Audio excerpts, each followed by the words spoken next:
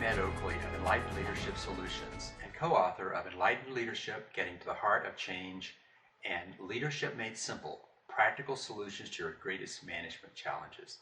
This is a first of a series of video tutorials that we're bringing to you.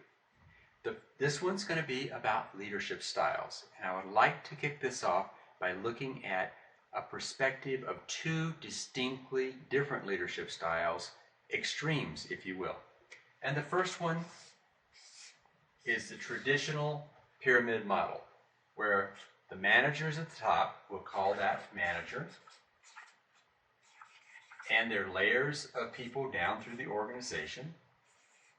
And where is the customer in this model? Well, think about it. The customer is closest to those people down in the organization who are serving them. So I think it would be appropriate to put the customer there, because these are the people who are serving the customer directly. Now, the other, by the way, is the other extreme. Let's just use the upside down pyramid. And in this case, I'm going to call this person a leader here, and we'll distinguish between the two. And where is the customer here? Well, again, they are closest to those people who are serving them, right in here. So let's look at the effectiveness of these two models from one perspective. That perspective being, say, customer service or customer satisfaction. So the customer, let's say this customer has a problem. What do? They tell the people that are serving them they have a problem. Well, in this model, the direction comes from the top of the organization.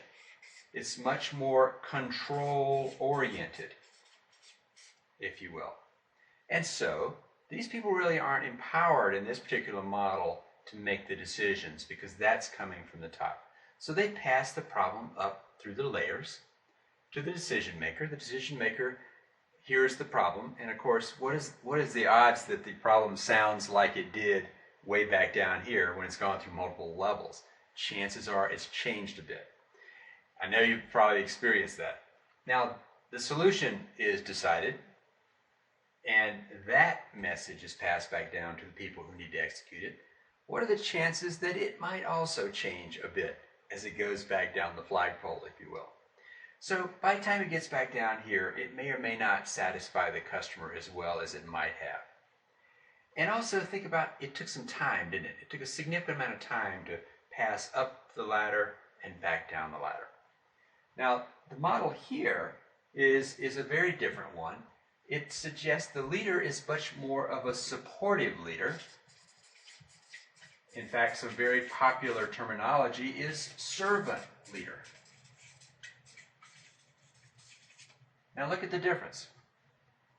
This manager, the control-oriented manager, by the way, I really relate to this one. And so I want you to understand, this is my natural style.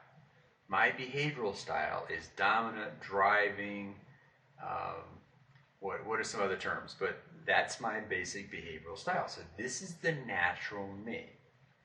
And for me to make that shift is a fairly significant effort for me to come more from the other model.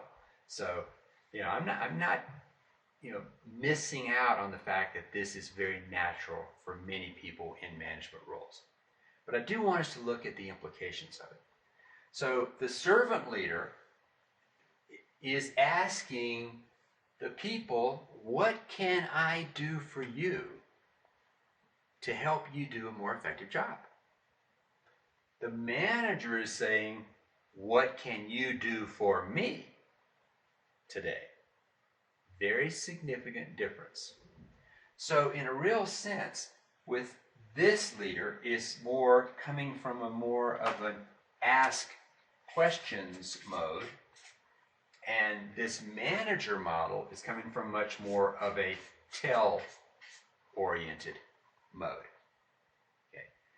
This for someone to be coming from this leadership perspective of asking the people, what should we be doing in these situations? How do you think we should solve this problem? Those kinds of things. This leader has to believe that the answers are there. that the people do have the solutions to whatever challenges are there. And in my experience, in over 20 years in this business, consistently I found that to be the case. The answers are in the room. The answers are in the organization. The key is asking the right questions to pull them out. Now, this to go from manager to leader, to make that shift, that's a significant mindset shift. And think about what that mindset shift is. The manager who's in control, or wants to be in control, or trying to be in control, gets their satisfaction out of being the one with the answer. They're smart, they know a lot about the business. You ask them a question, they got the answer. And so they get their satisfaction out of having the answer. I would suggest that the shift that happens to be more of this leader orientation is that the leader recognizes that the greatest satisfaction comes when you get the best answer, the best solution to the problem. And the best solution to the problem most times is not going to be coming from me, just pretending I'm in that role for a moment, but it's going to be within the people in the organization. And if we get our heads together on it, we can really come up with perhaps the ultimate solution.